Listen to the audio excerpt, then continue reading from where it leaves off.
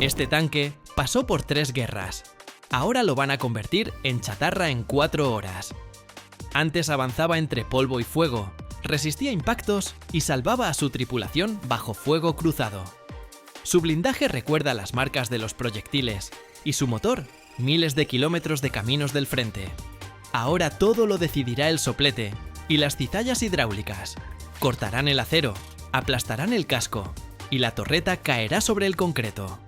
En pocas horas, esta máquina de guerra se convertirá en materia prima para nuevos rieles y vigas.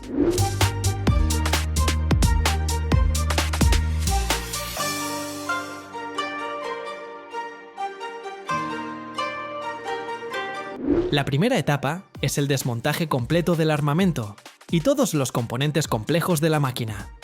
Estoy parado junto al tanque, que ya no tiene estatus de unidad de combate, pero técnicamente aún conserva todos sus sistemas.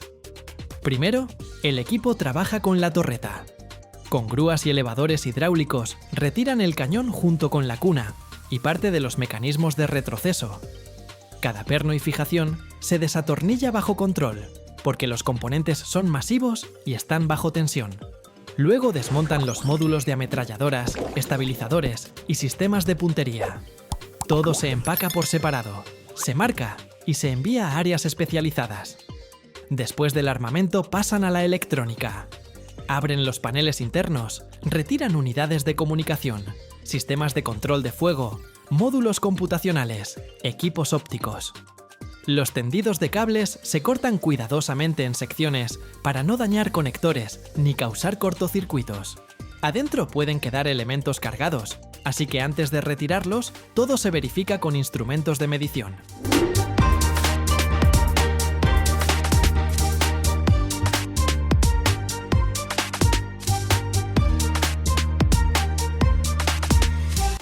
En esta etapa, el tanque prácticamente pierde su sistema nervioso y se convierte en una simple caja de metal pesado.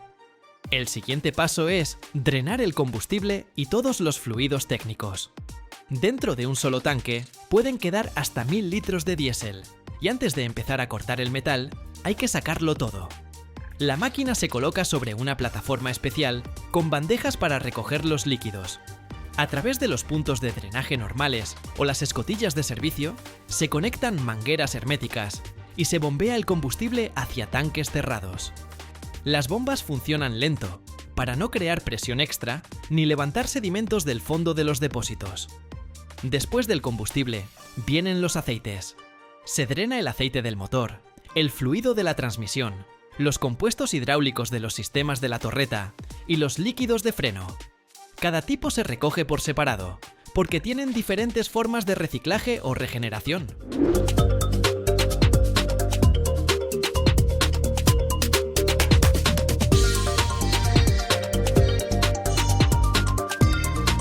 Se presta especial atención a los sellos y juntas para que ni una sola gota caiga al suelo del taller. Solo cuando el sistema está completamente seco y verificado, el casco se considera seguro para el corte mecánico posterior. Ahora comienza la etapa más espectacular, el corte del blindaje con sopletes de gas y plasma. Frente a mí, un casco de varios centímetros de acero, diseñado para resistir impactos directos. No hay sierra común que pueda con esto. Primero, los operarios marcan las líneas de corte para dividir la máquina en secciones convenientes para el transporte y la fundición posterior. Luego entran en acción los sopletes de oxígeno propano u oxígeno acetileno. La llama calienta el metal a más de 1000 grados y entonces el chorro de oxígeno literalmente devora el acero a lo largo de la línea marcada.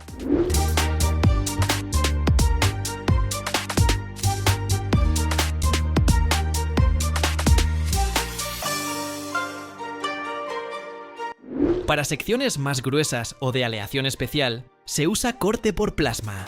Aquí, un arco eléctrico genera un chorro de gas ionizado a varios miles de grados. El plasma atraviesa el blindaje más rápido y con mayor precisión, dejando un corte estrecho. Las chispas vuelan varios metros, por eso hay pantallas protectoras alrededor. Poco a poco, el tanque pierde su integridad.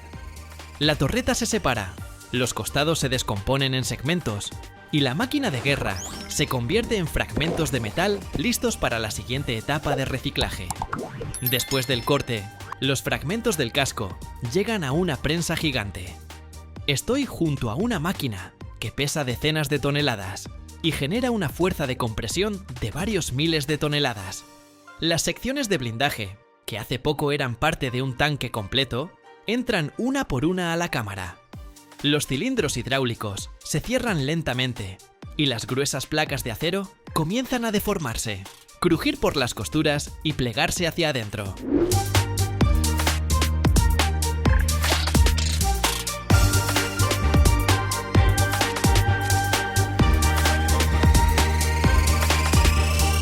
La presión aumenta gradualmente para que el metal no salga disparado y no genere fragmentos peligrosos. El blindaje, diseñado para resistir impactos, aquí no puede hacer nada contra la compresión uniforme. En pocos minutos, la voluminosa estructura se convierte en un bloque compacto de forma regular. Este cubo metálico es fácil de transportar, almacenar y enviar después a la planta metalúrgica. Cuando la prensa se abre, de la cámara sale expulsada una briqueta compacta. Ya no se pueden reconocer los contornos de la máquina. Es simplemente una masa concentrada de acero. En este estado, el tanque dado de baja termina su camino como equipo militar y se convierte en materia prima estándar para fundir. Después, este cubo metálico compacto viaja a la planta metalúrgica. Yo llego hasta allí y veo una escala totalmente distinta. Las briquetas de blindaje de tanque se pesan, se verifica su contenido de elementos de aleación y se cargan en los hornos. En el horno de arco eléctrico, el metal se funde a temperaturas superiores a 1500 grados.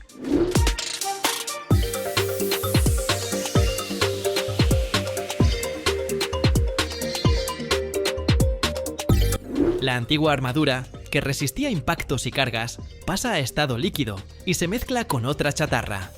Los químicos ajustan la composición, añadiendo la cantidad necesaria de carbono u otros elementos para obtener acero con las características deseadas.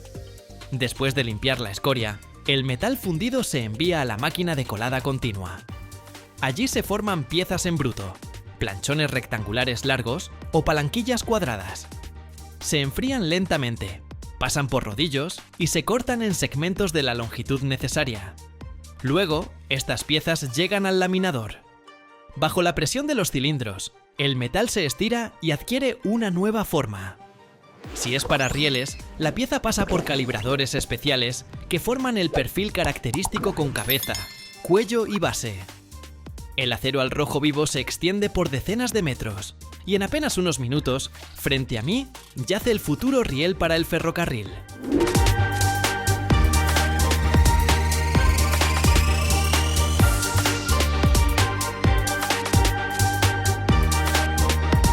Si hablamos de vigas para construcción, los rodillos de laminación le dan al metal una sección en H o en forma de doble T. Estos elementos soportan cargas enormes y se convierten en la base de puentes, almacenes y edificios de varios pisos. Me impacta este contraste. Una máquina creada para la guerra pasa por un ciclo completo de transformación y se convierte en parte de la infraestructura. Del blindaje que alguna vez protegió a la tripulación, ahora se fabrican rieles por los que circularán trenes de pasajeros o vigas que sostendrán los techos de barrios residenciales. El metal no recuerda su historia, todo lo decide la nueva forma y la nueva función. Y en eso, probablemente, está el sentido principal del reciclaje. Incluso la maquinaria más pesada puede tener una segunda vida en la construcción civil. Y para que mi canal siga con vida, deberías suscribirte.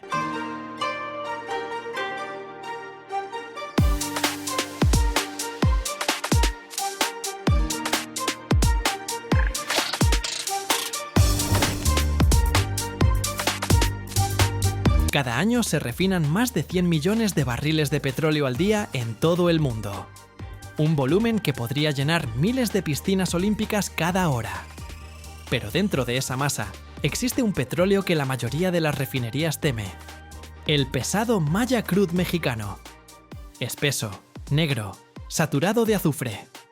Casi inútil para los combustibles modernos. Y justo aquí, en Deer Park, cerca de Houston, lo rompen, lo purifican y lo transforman en energía para todo el continente. ¿Cómo nace la gasolina de algo que parece chapopote? ¿Qué proceso se esconde detrás de esas torres metálicas? Quédate hasta el final y descubrirás lo que ni los propios ingenieros suelen contar.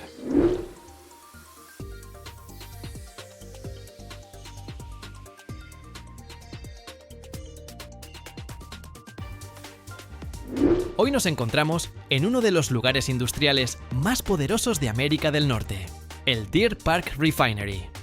Es un complejo gigantesco de refinación de petróleo cerca de Houston, que durante muchos años operó bajo una alianza entre Pemex y Shell. Aquí llega uno de los crudos más difíciles de procesar en el mundo, el pesado crudo mexicano Maya. Es negro, espeso, pegajoso, parece asfalto caliente y da la impresión de ser casi imposible de convertir en gasolina. Pero aquí es donde aprenden a domarlo. Desde lejos, la refinería parece una ciudad de metal. Decenas de torres, tuberías, tanques y plataformas se extienden cientos de metros en todas direcciones. Las columnas de destilación más altas alcanzan unos 60 metros, como un edificio de 20 pisos, pero en lugar de apartamentos, está lleno de petróleo hirviendo. Alrededor hay un ruido constante de bombas, vapor, olor a hidrocarburos y el resplandor de antorchas que queman los gases excedentes.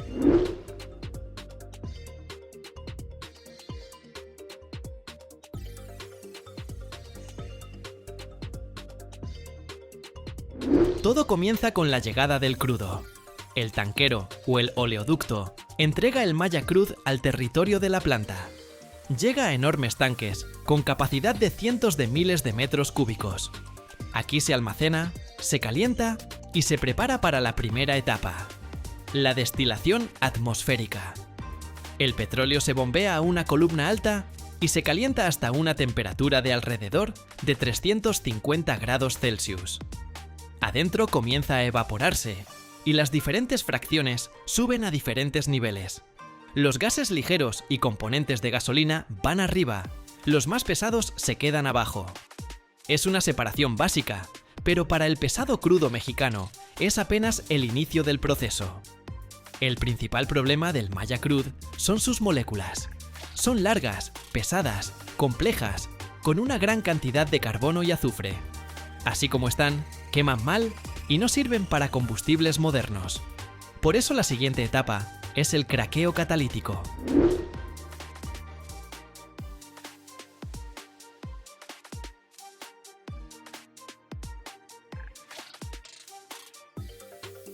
Después de la destilación inicial, los residuos pasan a reactores especiales donde se produce el rompimiento de las moléculas. La temperatura aquí alcanza los 500 grados y la presión llega a decenas de bares. En su interior circula un catalizador en polvo, parecido a arena fina. Se mueve constantemente junto con los vapores de petróleo. Bajo estas condiciones, las cadenas largas de hidrocarburos comienzan a descomponerse en cadenas más cortas. Lo que era fuel oil pesado se va transformando poco a poco en componentes de gasolina, diésel y combustible de aviación. El proceso es continuo. El catalizador se desgasta, se limpia, se regenera y vuelve al reactor. Después del craqueo, el combustible todavía está lejos de estar listo.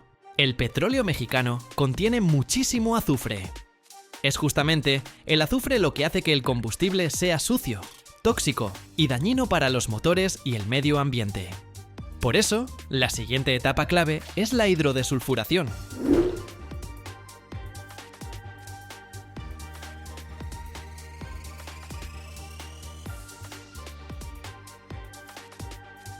Los flujos de productos petrolíferos se dirigen a reactores verticales altos, donde se mezclan con hidrógeno puro. La temperatura alcanza unos 400 grados. La presión supera las 100 atmósferas. En estas condiciones, el azufre se separa de los hidrocarburos y se convierte en sulfuro de hidrógeno. Este se captura, se limpia y luego se procesa para convertirlo en azufre técnico. Estos reactores parecen columnas gigantes de acero, tan altas como un edificio de varios pisos. Dentro hay un sistema complejo de tuberías, catalizadores e intercambiadores de calor. Todo funciona las 24 horas, sin parar, porque incluso una pausa corta significa perder millones de euros. Después de la limpieza, el combustible pasa por varias etapas más: estabilización, filtración, mezcla con aditivos. Cada tipo de gasolina o diésel tiene su receta exacta. Los sistemas informáticos controlan con precisión de fracciones de porcentaje, la composición de la mezcla, el índice de octano, la volatilidad y la temperatura de ignición.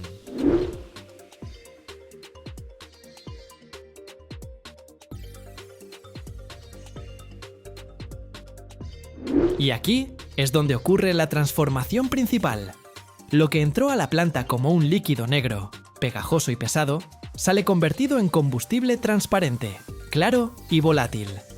Se enciende fácilmente, se quema de manera uniforme y cumple con los estándares ambientales de Europa y Estados Unidos. Cada día, cientos de miles de barriles de petróleo pasan por este complejo. Eso significa millones de litros de combustible que luego se distribuyen por tuberías, trenes y camiones cisterna por todo el continente. Cada litro es el resultado de decenas de reacciones químicas, cientos de bombas y miles de sensores. Lo más fascinante de esta historia es el contraste. La planta recibe en la entrada un producto que parece un problema: espeso, pesado, saturado de impurezas. Y en la salida aparece un recurso, sin el cual el mundo moderno no funciona. Autopistas, aerolíneas, logística, ciudades. Todo esto comienza aquí, entre el metal, el vapor y la alta presión.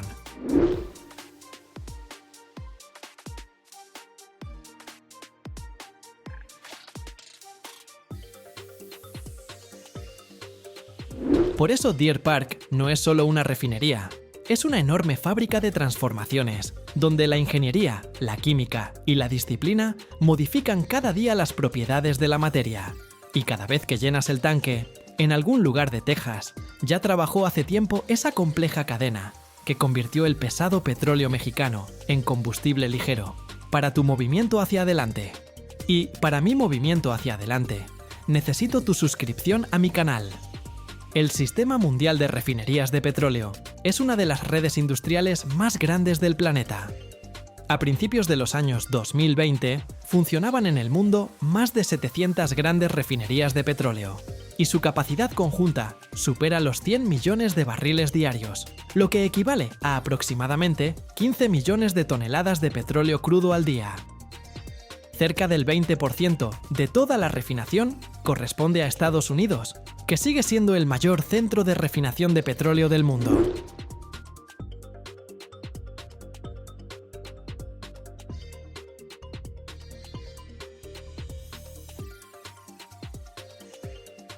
En promedio, una gran refinería moderna consume entre el 5 y el 8% de su propia producción para sus necesidades internas, para el funcionamiento de bombas, compresores y hornos. Una sola refinería de este tipo puede utilizar electricidad equivalente al consumo de una ciudad de más de 100.000 habitantes. El consumo de agua también es colosal, de 2 a 5 barriles de agua por cada barril de petróleo procesado. Las estadísticas muestran que de un barril de petróleo crudo se obtiene en promedio alrededor del 45% de gasolina, el 30% de diésel y combustible para aviones, y el resto se destina a fuel oil, gases y petroquímica. El petróleo pesado, como el mexicano, requiere entre un 30 y un 40% más de energía para su procesamiento que el petróleo ligero.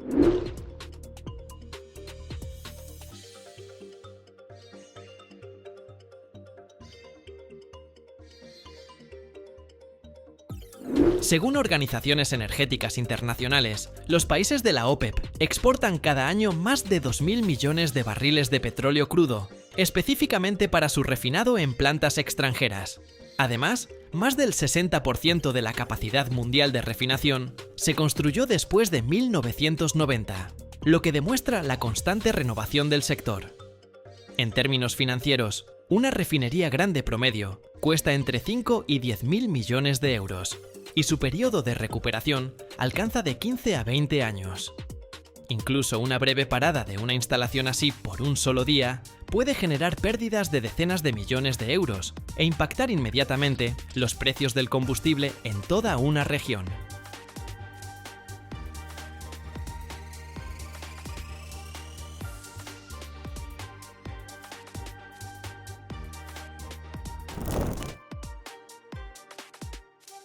¿Y si te digo que cada litro de gasolina contiene restos de vida que habitó la Tierra hace millones de años y que sin ella el mundo moderno simplemente se detendría? Cada año, la humanidad quema energía nacida de plantas prehistóricas, plancton y criaturas que desaparecieron mucho antes de que existiera el ser humano. Pero casi nadie sabe cómo esa mezcla negra y sucia, extraída desde kilómetros de profundidad, se transforma en un líquido transparente capaz de mover miles de millones de motores. Dentro de las refinerías ocurren procesos que parecen caos controlado, temperaturas de horno, presiones que destrozan el metal y moléculas que se rompen y se reconstruyen una y otra vez. Y si te quedas hasta el final, descubrirás qué etapa de la producción de gasolina realmente decide si tu auto arranca o no.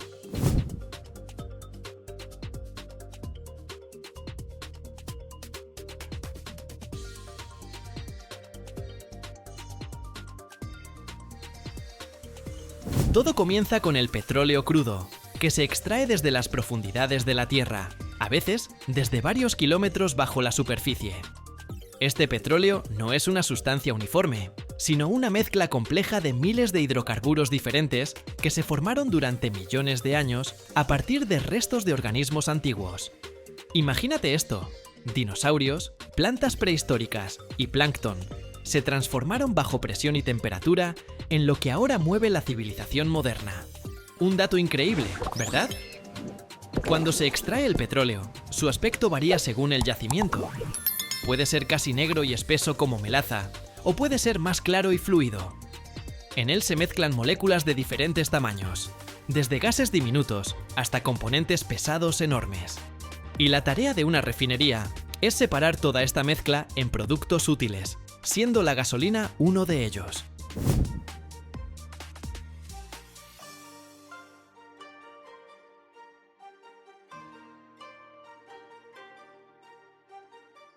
La primera y más importante etapa se llama destilación fraccionada.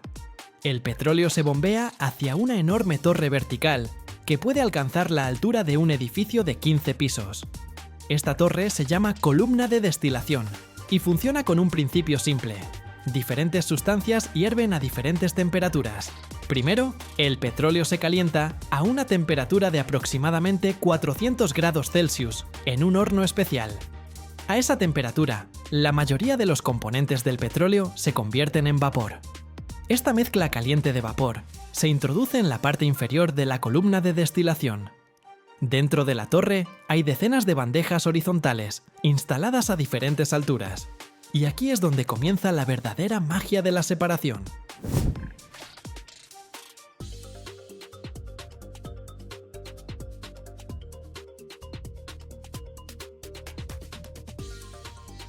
Cuando el vapor caliente sube por la columna, se va enfriando poco a poco. En cada nivel, la temperatura es un poco más baja que en el anterior. Las moléculas pesadas, con altas temperaturas de ebullición, se condensan primero, abajo en la columna, donde todavía hace calor. Las moléculas más ligeras suben más alto, hasta que alcanzan el nivel con su temperatura de condensación. Ahí se vuelven a convertir en líquido y se recogen en las bandejas correspondientes. Los gases más ligeros, como el propano y el butano, atraviesan toda la torre y salen por arriba a temperaturas de alrededor de 30 grados.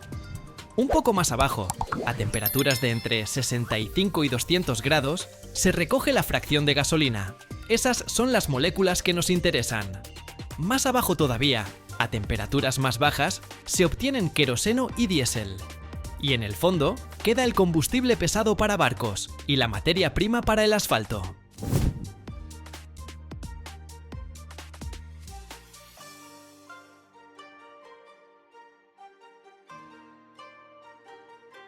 Pero aquí está el truco. Si simplemente separas el petróleo en fracciones, no sale tanto combustible, más o menos un 15 o 20% del volumen total. Y la demanda de gasolina es enorme, mucho mayor que su contenido natural en el crudo. Por eso los refinadores inventaron una manera ingeniosa de crear más gasolina con lo que tienen, un proceso llamado craqueo. El craqueo consiste en romper moléculas grandes y pesadas en otras más pequeñas, aptas para gasolina. Hay varias formas de hacerlo.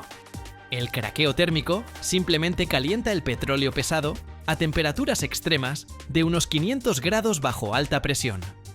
En esas condiciones, las cadenas largas de átomos de carbono literalmente se rompen en pedazos más cortos.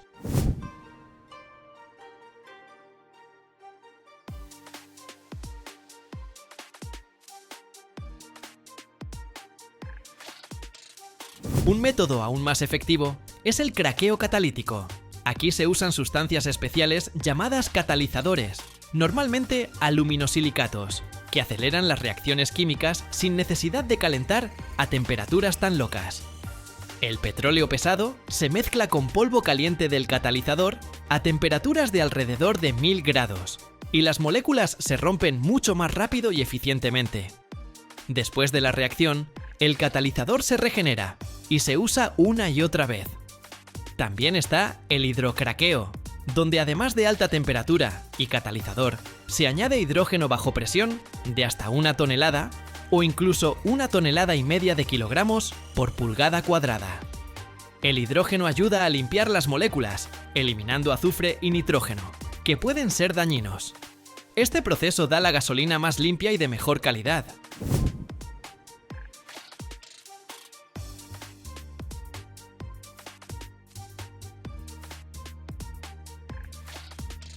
Pero incluso después de todas estas transformaciones, la gasolina aún no está lista para llegar a tu tanque.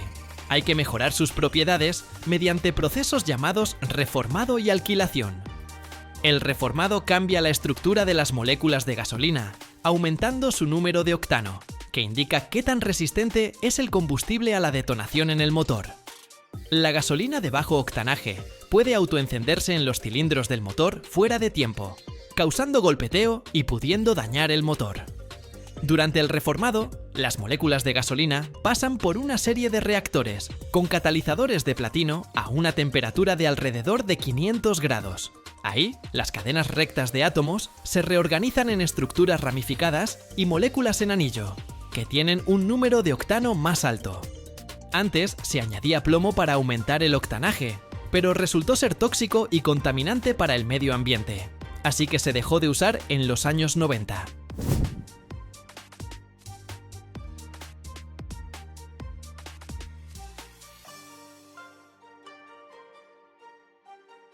La alquilación es el proceso de unir moléculas pequeñas para crear otras más grandes, pero perfectas para la gasolina. Se toman gases ligeros que se formaron durante el craqueo y se combinan con ácidos fuertes para crear moléculas del tamaño ideal, con un alto octanaje. Es un proceso costoso, pero produce componentes de gasolina premium. Después de todas estas transformaciones, las diferentes corrientes de gasolina se mezclan en proporciones exactas para obtener el producto final con las características deseadas. A la mezcla se le añade un montón de aditivos, sustancias que mejoran distintas propiedades. Los detergentes limpian el motor de depósitos. Los antioxidantes evitan que la gasolina se deteriore durante el almacenamiento. Los inhibidores de corrosión protegen el sistema de combustible del óxido. Y se agregan colorantes para poder distinguir visualmente los diferentes tipos de gasolina.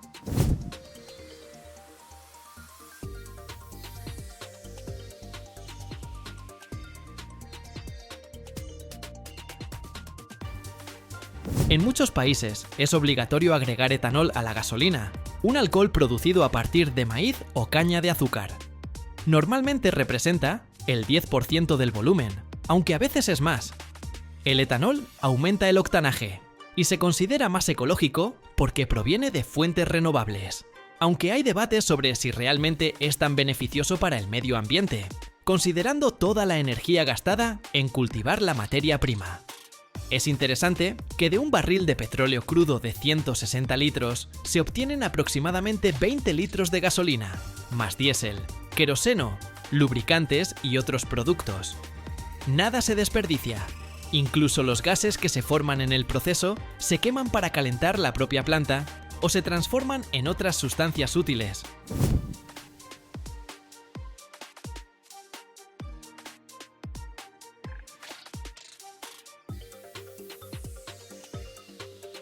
Una refinería moderna es una ciudad de tuberías, torres, reactores y tanques que puede ocupar varios kilómetros cuadrados. Todo el complejo está controlado por computadoras que monitorean miles de parámetros al mismo tiempo. Temperatura, presión, velocidad de flujo, composición de productos. Un error en la configuración puede costar millones de dólares o incluso provocar un accidente. Los estándares ambientales son cada vez más estrictos. Por eso las refinerías se modernizan constantemente, instalan nuevos equipos para limpiar emisiones y reducen el consumo de energía. La producción de gasolina es mucho más limpia que hace 30 o 40 años, aunque sigue siendo intensiva en energía y tiene impacto ambiental.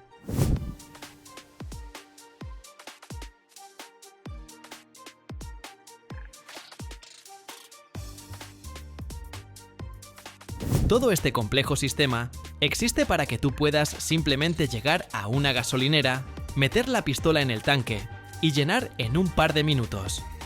Detrás de esos pocos minutos hay geólogos buscando petróleo, ingenieros diseñando pozos y refinerías, químicos desarrollando catalizadores y aditivos, técnicos manteniendo el equipo funcionando, conductores entregando el combustible. Una industria global que trabaja las 24 horas para que el mundo siga en movimiento. Y aunque ahora se habla mucho de autos eléctricos y energía renovable, la gasolina seguirá siendo el combustible principal para miles de millones de vehículos en todo el mundo por mucho tiempo más. Es el producto de un siglo de ingeniería, investigación química e innovación tecnológica. La transformación de materia orgánica antigua en la energía del presente.